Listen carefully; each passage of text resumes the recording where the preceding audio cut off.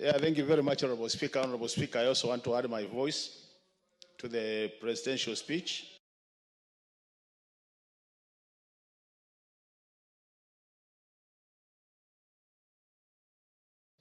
And admitted that the country is not where he promised Kenyans it will be, but is also not where we started, which means he has realized some achievements. But Speaker, I want to confirm to the country that the pace of achieving those achievements is very slow, and Kenyans wish that he could improve the pace. Honorable Speaker, I want to comment on the issue of national values and principles of governance. Honorable Speaker, I've read through the speech, and I just want to pick a few of them just to explain to us what is happening. Honorable Speaker, the issue of being inclusive as a national value is an issue which needs to be improved. Honorable Speaker, we can never have a country where, in terms of public appointments, we see skewness towards some regions. That cannot be fair for the country. The second item, Honorable Speaker, is the issue of equity. Honorable Speaker, we will continue saying it. The issue of equity in this country is an issue which is wanting, Honorable Speaker. This morning, Honorable Speaker, I was looking at the Kenya Gazette on the issues of administrative units which have been approved by the Ministry of Interior. Honorable Speaker, you'll be surprised.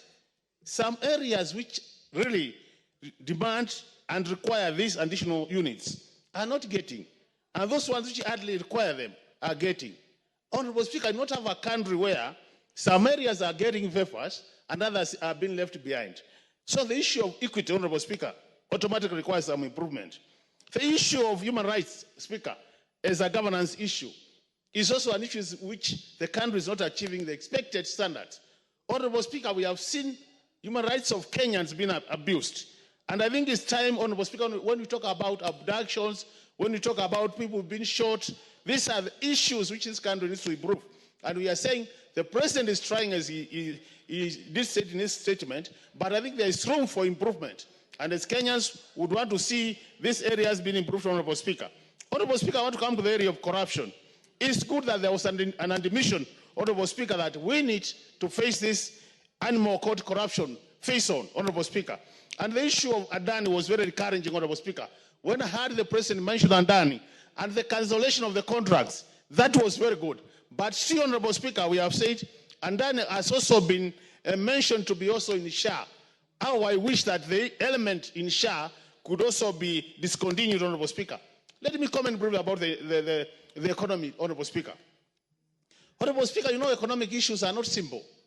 And there are basic principles of economics, Honorable Speaker, that when things happen, we expect other things to happen. Honorable Speaker, I want to give you an example. It was reported that interest rates are going down. Under normal circumstances, Honorable Speaker, when interest rates are going down, we expect credit to private sector to increase.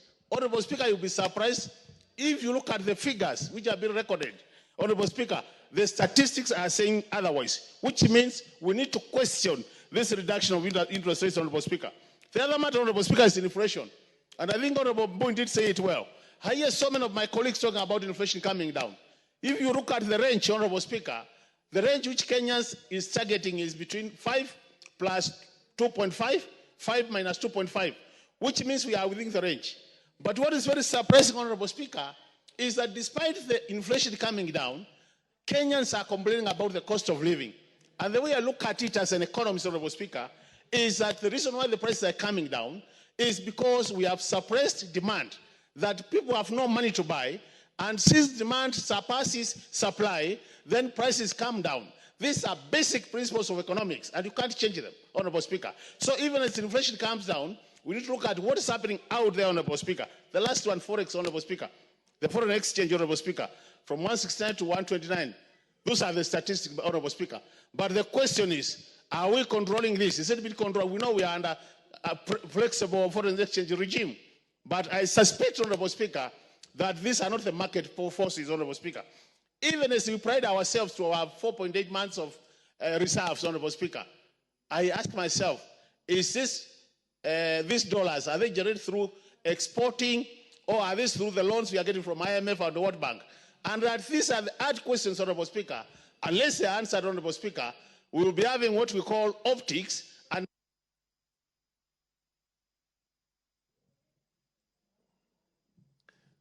the Honorable